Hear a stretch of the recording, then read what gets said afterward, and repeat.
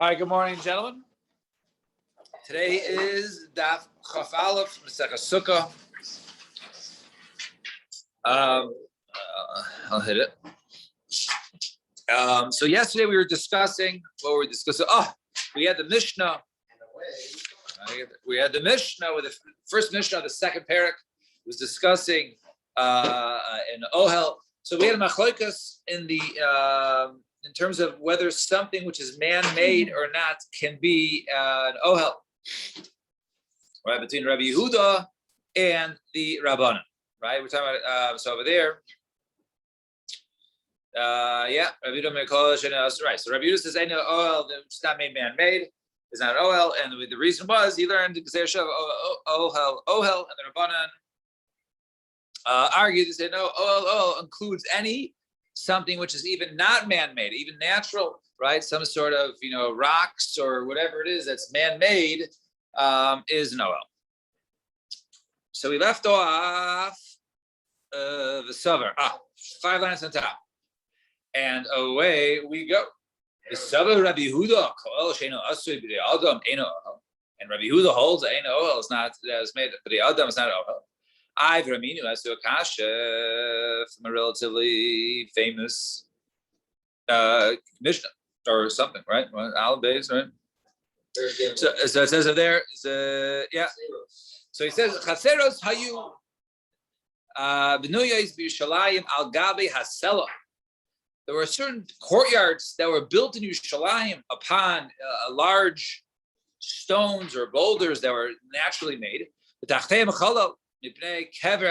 And underneath them, it was basically it was unknown what was underneath it. But these large courtyards were on top of imagine almost like a like it's elevated, and then there's room underneath. So if there's a kever underneath, there'd be tuma goes all the way up. But since they were built upon these natural areas, right, which created ohels, right, like a cave or some sort, right, and they would be on top of the cave, right, so therefore they could be up there because any sort of tuma, unknown corpse that was buried underneath there would stop at the top of the of the cave. And what would they do? Women who were pregnant, they would go they would give birth there, right, in this area that was basically there was no doubt of tuma, and they did this for the purposes of the for the paraduma, right? They had the machlokes, the tzedukim, well, in terms of who can go ahead and offer the paraduma. So the tzedukim hold that a person has to be completely tohar, and however we learned that no, even a tful yom can go ahead and do it. So they used to go ahead and be matame and then tful yom and sprinkle them in that day. However, who they do it, they would have young children basically be the ones to draw the water. They would be the ones to be involved, right? Because young children, right, before the age of whether they're 9, right, before that age are really not subject to be perhaps a balkari, and therefore they're vadai tohar. So we wanted to keep these children completely tohar for this process of the paraduma, right? So they would go ahead, and what would they do? So the women would go ahead and give birth to them, and they would live literally there and never leave. So they were never subject to tuma, right? For the person of the parah, and then when they had to leave for whatever reason, they would bring oxen over there, and they put a door. Imagine a door like lying on top of an ox, and they would sit upon them. So therefore, if they would travel and they went over a grave, any tuma would be stopped by the door, right? Because the door would be an ohel over there, right? The kaisel even be a day, and they would use stone, earthenware for utensils. They wouldn't use any sort of metallic cups or anything that can become tamei unless by contact. And they gil the shiluach, and they get to the shiluach spring to go to draw water. Yadu l'sachamai, they went to the water, amilum, and they filled up their kalim. The alu v'yishvelam, they would go back and sit back on top of the door. No, they wouldn't even go in the water. Right? Rather, they would lower, right, with a rope their kalim into the water, and then they would draw the spring water to them. The Tanya, and we learned by Rabbi Yehuda. Rabbi Yehuda, he's the one we're discussing. He was the one who said it has to be, in order for something to be an ohel, it has to be man-made. they wouldn't use doors. Rather, they would sit on these large oxen. The oxen's a very large animal. So the belly of the ox itself would be an ohel. Right? So an ox is obviously not man-made, right? And Rabbi Yehuda says they wouldn't need doors, right? Use the ox. Wait, Rabbi Yehuda, I thought it has to be man-made. So how is the ox man-made to work as an ohel? So if the area that it's covering is a mali agrof, it's at least the size of a large fist, right? A large fist, which I guess the Gemara was learned over there. Rashi brings down his name. Right, his name is Agavashal ben Avatiach, right? Right, he had a very large hand. Some say the size of a karosh kol adam, like the size of a normal person's head, very large. So if the area being covered is kamali egruf, is large shear, then you could even have an ohel, right? Something that was not even something that was not man-made, even something that was natural, that can act as your ohel. And Tanya Me'achas learn Rabbi Yehuda the shkifin of Nikei Salim.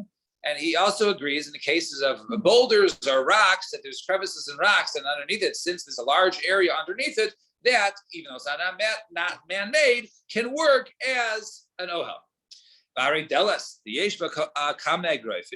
Oh, okay, so I understand. So why did you take out the door and say, oh, just use the animal instead? Underneath the door is several egrofim. And says over there, Rabbi Yehuda says they wouldn't bring doors, only oxen. So why do they use doors? If it's covering a large space, it should be sufficient for an ohel. So Amar Abaye, no, what I meant to say is not that they can't bring doors and you have to use the ox. Rather, they didn't need to bring the doors because the oxen themselves would just be the ohel himself. You don't need the doors. It's extra. It's an extra step for no reason.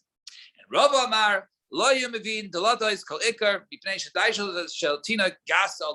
No, they wouldn't bring doors at all. Why? Because doors are good. Why? Because when they sit at the door, it's very stable. And therefore, they would be, since they were stable, they would sit by the edge. They would look over. They would lean over. So, they became careless, right? And perhaps they stick out their head or one of their limbs, dangling their feet or whatever it is, over a grave and become tamei. So in order to prevent that, you sit an ox, you got to be very careful. You got to sit in the middle. So therefore, since the Havamina is the point of view, the door doesn't work at all. That's why he said bring the no. Right, so that was the Havamina. Why didn't you bring the door? The doors work just as good as an ox. So two reasons we gave. Our question, Rabbi Yehuda, was you need a door. Yes. Because you need something that's bidei adam. Right. But here he's saying you don't need to. So it's a question. Why? So one says, no, he didn't say you can't use the door. He said you don't need the door. That was the first answer. Second answer was, no, don't give a door because they'll become careless with the door and they'll become tamei. We just turned the page to Chaf Aleph on the base, right? It says, Vitami bekever tom. And therefore, if they stick or dangle their feet out or their head out because they're hanging because they're the door, then they'll become tamei from the unknown kever. Top line, Chaf Aleph on the base. Tanya Kavose de Rabba. We have a Bryce in support of Rabba who says they didn't bring the door because they become careless. Rabbi Yehuda they wouldn't bring the doors at all. Because when they would sit upon they would become very haughty, very confident. And Shema Yotzi one of these children perhaps will stick out their head or one of their limbs. Then it would become tamei through a kevratom, and therefore the whole that which we did, have him give birth and never leave this courtyard and we get Reim Tahor, was all for nothing. Ella, rather, what did they do? Mevin Shorim, Hamitzrim, rather, they brought these Egyptian oxen, Shekriseyam, Rechavos, that their stomachs were very wide, right? The children would sit on their backs and they would have the cups, the stone cups in their hands. Once they arrived to the Shiluach, Yardu, then they would go ahead and basically fill up the water, then go back, return to on top of the ox. Fine, so that was the case over there. Now, let's bring it back. So just remind ourselves for a minute, the Mishnah we had, the first Mishnah of the Perek, right? So we said over there, one who sleeps under a bed has not fulfilled his obligation, and right, because it's an ohel. And Rabbi Yehuda says, no, it's okay, right? We used to do it before the Zakanim, and they didn't tell us anything. right? Now, I find it.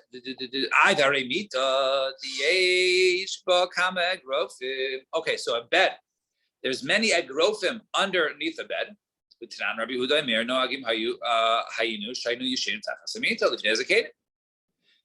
Rabbi Yehuda, we used to go ahead and sleep on the bed, so it was no issue. We slept on the bed, so it was no issue. But wait, I thought according to Rabbi Yehuda, if something covers, right, something which is at least the size of, kamali egrof, right, the size of a very large fist, I don't know, like a watermelon or a head or something like that size, that it should work as an ohel. So why isn't this bed working as an ohel according to Rabbi Yehuda?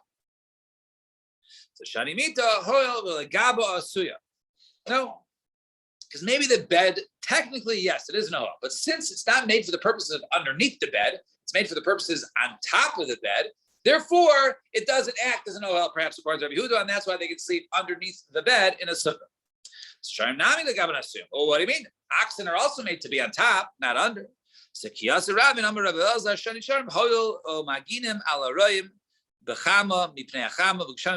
No, they're different. Why?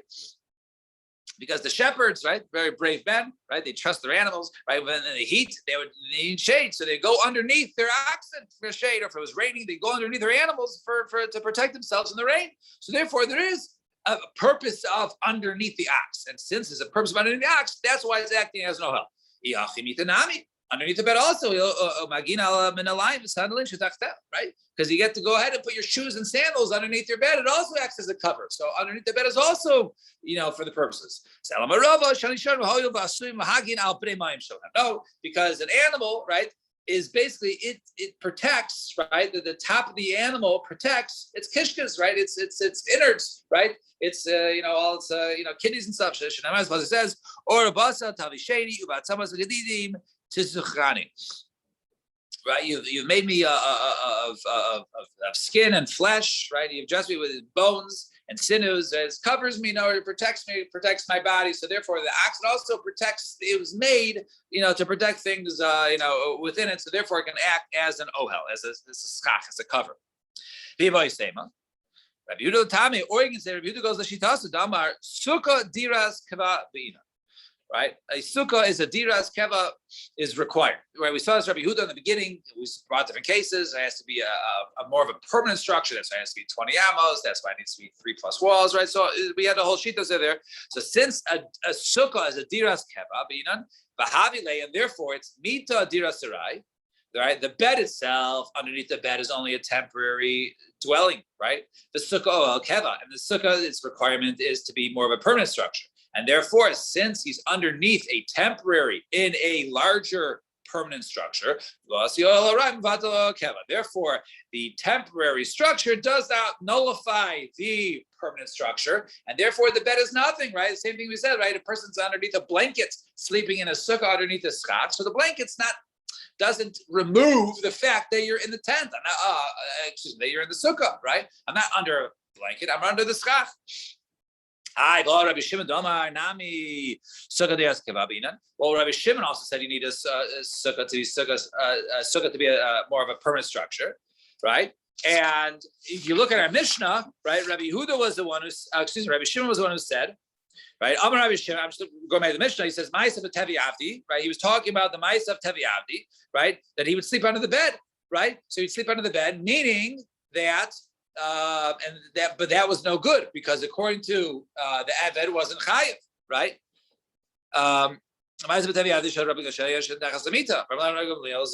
They said it's no good. So over there, right?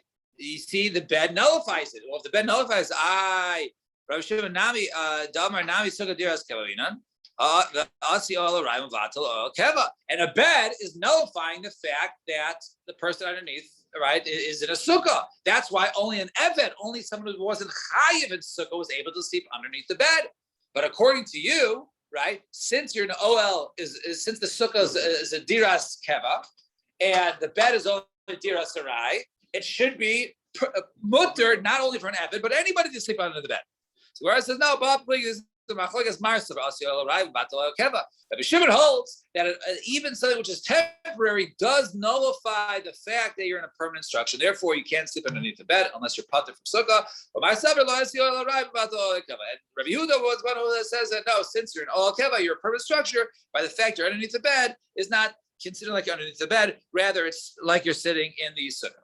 Fine. The first chair, is that really a shita? It's something that is only meant to be used on top of it. Oh.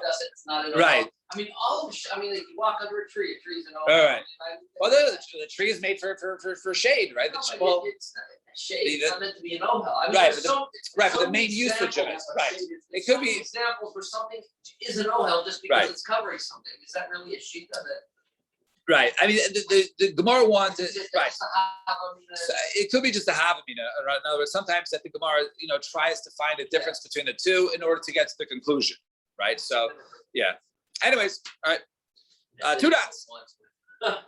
Amar Rabbi Shimon, Ma'aseh b'Teviyavdo. So then Rabbi Shimon says the Ma'aseh b'Teviyavdo. So Tanya Amar Rabbi Shimon, V'sichaso Shel Rabbi Gamliel Lamdeinu Shnei Dvarim. From the conversation of Rabbi Gamliel, we learned 2 things. First of all, he says, Tavi my Eved, right? So we know that Avadim are pater min sukkah. And if a person who is obligated to sleep in a sukkah sleeps underneath the bed, he has not fulfilled his obligation. Why did it say Misichaso, right? Very strange lashon, right? Misichaso, right? Why didn't it say midvarav shel Rabbi Gamliel? Our answer is not Milsa Agavarcha. Come on, Shalom. Let's go and teach you something else. Kihad Amar Rabbi Acha Bar Ada. Some say it was Amar Rav Acha Bar Ada. Amar Rav Hamnuna Amar Rav Menayin Shafi L'Sichas Tamar Chacham Tzricha Limud. Right? How do you know that even from the conversations, right, where you might think is a mundane conversation with Tamar Chacham, a person should learn from Shnamar? It says over there. Right, and its leaves shall not wither. So in other words, its leaves, even though it's older, it's past, it's not involved. Nevertheless, there's always something to learn from the conversations of Talmidei Chacham. Fine. Now Mishnah.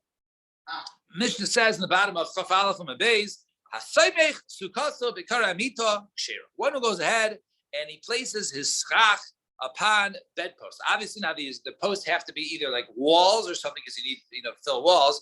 But imagine if you have a mattress, right, the bed, and then you have, basically around it, you have, things, walls around it, and that's your bed. And you also put schach on top. You put schach on top. Now you're covered. You got a sukkah. So I said, the kshera. Rabbi Yehuda Omer, im eina yechol la'amud v'nei atzva psula. If the schach cannot stand on its own, if it's being fully supported by this bed, we'll soon see why, the Gemara will explain, then it's possible.